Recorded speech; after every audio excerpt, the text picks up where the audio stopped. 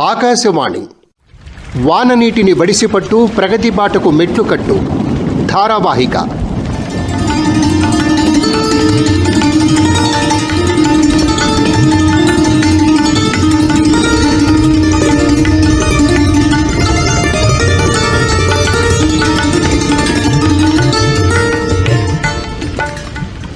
వినండి, వాననీటిని బడిసిపట్టు ప్రగతి బాటకు మెట్లు కట్టు ధారావాహిక 8వ భాగం.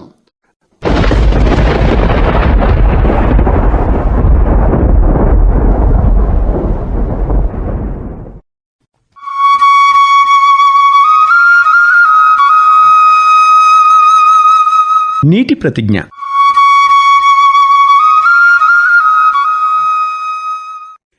జీవి ఆవిర్భావానికి కారణమైన నీటిని నేను గౌరవిస్తానని, జీవి ఆవిర్భావానికి కారణమైన నీటిని నేను గౌరవిస్తానని, వానలను సకాలంలో అందించే జలచక్రాన్ని ప్రభావితం చేసే కాలుష్యాన్ని తగ్గించడానికి నా వంతు నేను కృషి చేస్తానని, వానలను సకాలంలో అందించే జలచక్రాన్ని ప్రభావితం చేసే కాలుష్యాన్ని తగ్గించడానికి నా వంతు నేను కృషి చేస్తానని, ప్రకృతి వరమైన నీటిని జాతీయ సంపదగా భావించి భావితరాలను దృష్టిలో పెట్టుకుని పొదుపుగా వాడతానని, ప్రకృతి వరమైన నీటిని జాతీయ సంపదగా భావించి భావితరాలను దృష్టిలో పెట్టుకుని పొదుపుగా వాడతానని, వాన నీటిని ఒడిసిపట్టి నీటి కరువును నివారించడానికి నా వంతు కృషి నేను చేస్తానని ప్రతిజ్ఞ చేస్తున్నాను.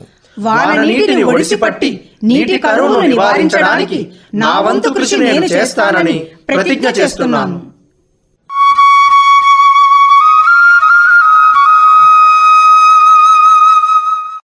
శ్రోతలకు నమస్కారం.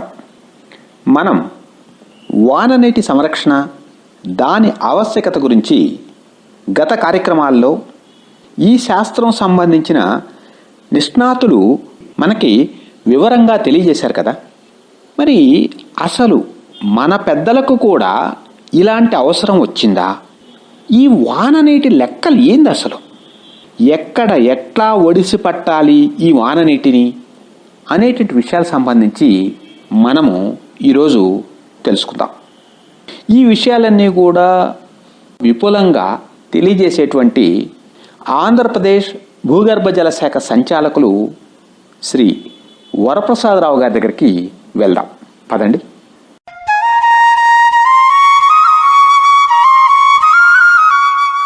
మొదట అసలు మన పూర్వీకులు ఈ వాననీటి సంరక్షణ ఆవశ్యకతని ఎంతవరకు అర్థం చేసుకున్నారు, దానికి వాళ్ళు ఏమన్నా చేశారా అనేటువంటి విషయాలకు సంబంధించి వరప్రసాదరావు గారు ఏం చెప్తున్నారో విందాం. ఇక్కడ ఉన్నటువంటి ఈ పీఠభూమికి ఒక ప్రత్యేకమైనటువంటి లక్షణం ఉంటుంది. ఇది పడమట ఎత్తుగాను తూర్పుకి వాలుగాను ఉండి అనేకమైనటువంటి చెరువులు, కుంటలు తవ్వుకునేదానికి అవకాశం ఉండింది. అందుకనే పూర్వకాలంలో మనకి చూడండి, తమిళనాడు, ఆంధ్రప్రదేశ్ ఈ ప్రాంతాల్లో అనేక పెద్ద పెద్ద దేవాలయాలు ఉన్నాయి.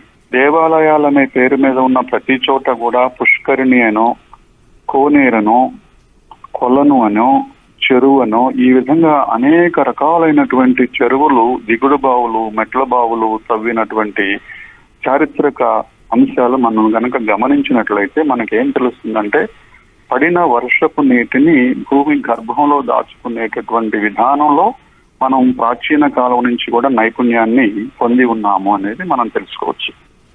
పెద్ద పెద్ద నదుల మీద జలాశయాలు నిర్మించుకొని ఆ నీటిని మన అవసరమైన చోటికి మళ్లించుకోవడం అనేటటువంటి ఆలోచన మనకి ఎప్పుడొచ్చింది అంటే, స్వతంత్రం వచ్చిన తరువాతనే అది ఎక్కువగా పుంజుకుంది. ముఖ్యంగా 70వ దశకం, 80వ దశకం, 90వ దశకంలోనే మనం ప్రాజెక్ట్స్ కట్టుకునేటటువంటి ఇది తెలుసుకున్నాం. కానీ అంతకు పూర్వం అంతా కూడా పల్లెటూళ్ళన్నీ కూడా ఈ చెరువుల మీదే ఆధారపడి ఉన్నాయి. అంటే ఆ చెరువులు నథింగ్ బట్ వాటర్ ని హార్వెస్ట్ చేసుకోవటానికి మన పెద్దలు కనిపెట్టినటువంటి సంస్కృతి, లేకపోతే సబ్జెక్టు, సైన్స్ అని అనుకోవచ్చు.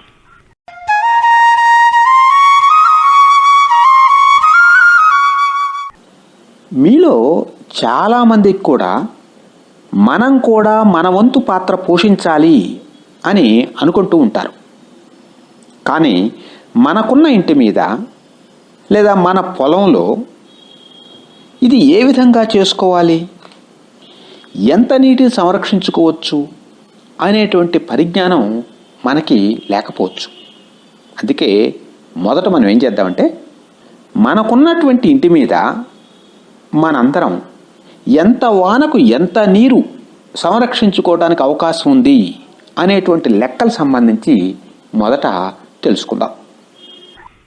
ఆంధ్రప్రదేశ్ రాష్ట్రం లాంటి 963 మిల్లీమీటర్లు సాలీనా పడేటటువంటి ఈ రాష్ట్రంలో ఒక 100 చదరపు మీటర్లు మాత్రమే కలిగినటువంటి ఒక ఇంటి ఆవరణలో, అంటే 2 సెంట్లు లెక్కగట్టినట్లయితే సుమారుగా సంవత్సరానికి 1,00,000 లీటర్లు నీరు వర్షం రూపేణ ఆ ఇంటి ఆవరణలో పడుతుంది. డాబా మీద కానివ్వండి, ఖాళీ ప్రదేశంలో కానివ్వండి, సుమారుగా 1,00,000 లీటర్లు. ఆఖరికి అనంతపురం లాంటి జిల్లా తీసుకుంటే కూడా సంవత్సరానికి 563 మిల్లీమీటర్లు, అంటే సుమారుగా 56,000 లీటర్లు పడుతున్నట్టు. దాన్ని మనం ఏం చేస్తున్నాము, ఇంటి గోడకి ప్రహరీ గోడకి మధ్యలో ఉన్నటువంటి స్థలాన్ని కూడా నాపరాయి పరిచో సిమెంట్ పరిచో పూర్తిగా కప్పేసేసి పొడమి తల్లి పేక నొక్కేస్తున్నాం. పడిన వర్షపు నీటి విలువైనటువంటి స్వచ్ఛమైనటువంటి నీటిని కిందికి డ్రైనేజీ పైపుల ద్వారా దిగువకు వదిలేస్తున్నాం. ఇది ప్రతి మనిషి తెలుసుకోవాల్సినటువంటి, నా ఇంటి ఆవరణలో ఎంత వర్షం పడుతుందో. ఈవెన్ మీరు హైదరాబాద్ లో కూడా ఇవాళ మినిమం 800 మిల్లీమీటర్లు 900 మిల్లీమీటర్ల వర్షం పడేటటువంటి పరిస్థితుల్లో యావరేజ్ వేసుకుంటే, ఇందాక నేను చెప్పిన లెక్క ప్రకారం ఏంటంటే 100 చదరపు మీటర్ల ఇంటి ఆవరణలో 100 మిల్లీమీటర్లకు పడే వర్షము 10,000 లీటర్లు. 200 మిల్లీమీటర్లు పడితే 20,000. ఇది సింపుల్ గా ప్రతి ఒక్కరూ గుర్తుపెట్టుకోదగినటువంటి అంశము. లేదా 100 చదరపు గజాలనుకుంటే 1,00,000 లీటర్లు.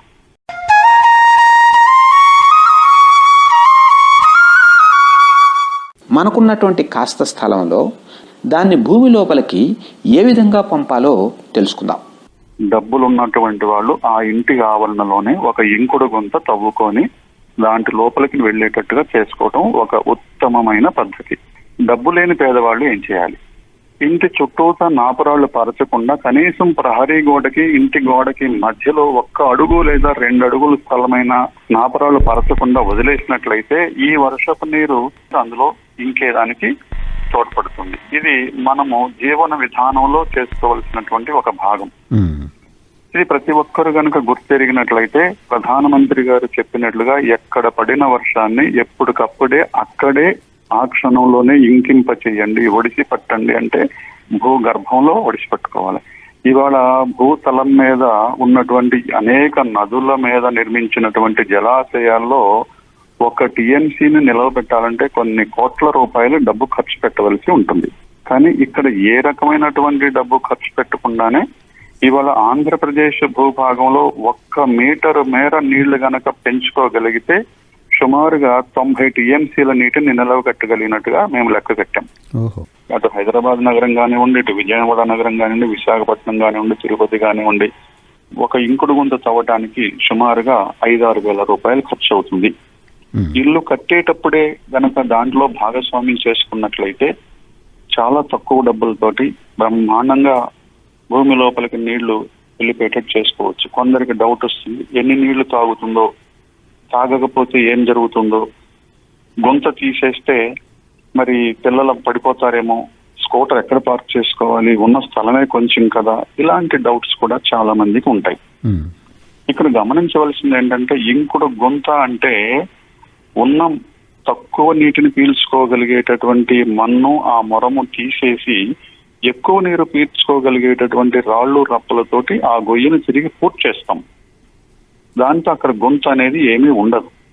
అప్పుడు ఏమవుతుంది, రాళ్ల మధ్య ఉన్నటువంటి ఖాళీలలో సందుల్లో వెళ్ళి ఎక్కువ నీళ్లు నిల్వ ఉండటానికి అవకాశం ఉంటుంది. అలా నిల్వ ఉన్నటువంటి నీరు క్రమంగా భూమి లోపలికి ఇంకుతుంది. ఇది పూర్తిగా నిండిన తర్వాత పైన 1 అంగుళం గాని 2 అంగుళాలు గాని గ్యాప్ పెట్టుకొని దాని మీద మనకి కాళ్ళు తుడుచుకోవడానికి మార్కెట్లో కొబ్బరి పీచుతో తయారు చేసినటువంటి మ్యాట్స్ అలాంటివి అమ్ముతారు. అది ఒకటి వేసేసుకొని దానిపైన సిమెంట్ జాలీలు అంటారు, సిమెంట్ కిటికీలు పెట్టుకుంటారు, అది కూడా పెట్టేసుకుని చుట్టుపక్కల ఉన్నటువంటి నాపరాయితో సమానంగా చేసేసుకుంటే ఈ సిమెంట్ జాలీ మధ్యలో ఉన్న ఖాళీ నుంచి లోపలికి నీళ్లు వెళ్ళిపోతాయి. అక్కడ ఉన్నటువంటి అడుగునున్నటువంటి కొబ్బరి పీచు దగ్గర ఫిల్టర్ అయిపోతాయి. ఫ్రెష్ గా ఉన్న వాటర్, ఫిల్టర్డ్ వాటర్ లోపలికి వెళ్తాయి. ఈ పైన ఉన్నటువంటి స్థలం అంతా స్కూటర్ పార్క్ చేసుకోవచ్చు, పిల్లలు బంతి ఆట ఆడుకోవచ్చు, ఫ్రీగా మూమెంట్కి ఇబ్బంది లేకుండా ఉంటుంది.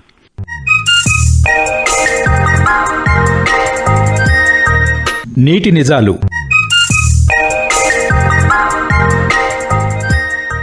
ప్రపంచ ఆరోగ్య సంస్థ ప్రకారం ప్రపంచవ్యాప్తంగా 200 కోట్ల మంది ప్రజలు మలమూత్రాలతో కలుషితమైన నీటి మీదనే త్రాగునీటి కోసం ఆధారపడవలసి వస్తుంది.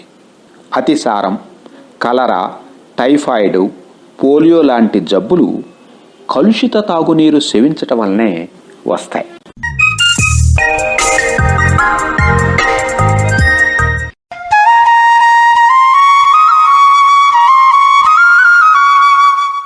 ఇంటి దగ్గర సరే, మరి పొలాల్లో చాలా పెద్ద స్థలం ఉంటుంది మనకి.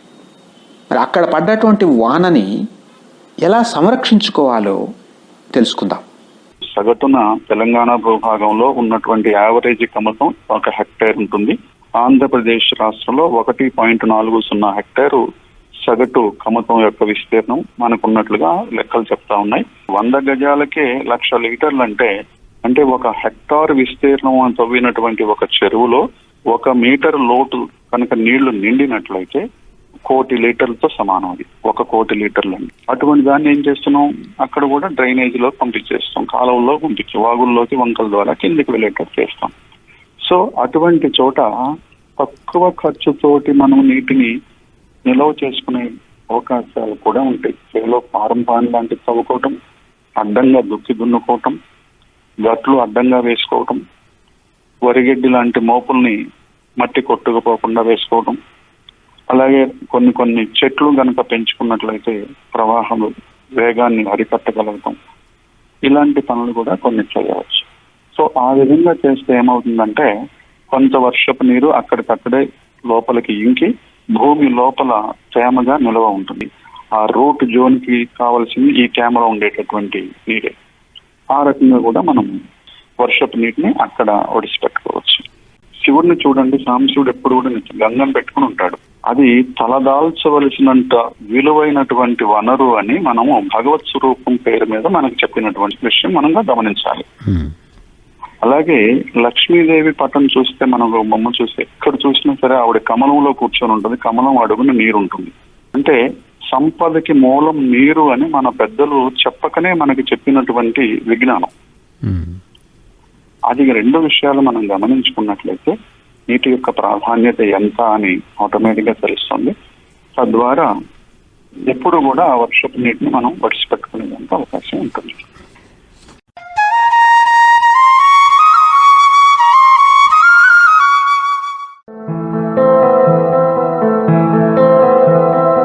ఓ నినాదం. నీటి దారులను తెరిచేద్దాం, చెరువులను నిండు కుండలుగా మార్చేద్దాం రండి.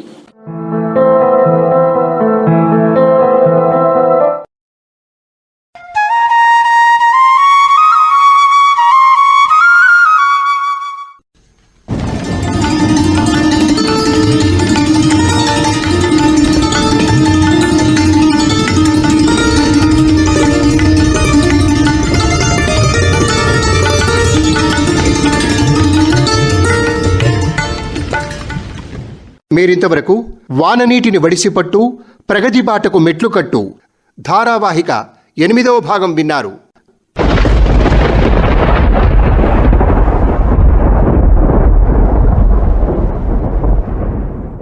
నిర్వహణ నల్లగంగుల సుధాకర రెడ్డి, సహకారం కె లహరి. ఈ కార్యక్రమం ఆకాశవాణి హైదరాబాద్ కేంద్రం నుంచి వెలువడింది.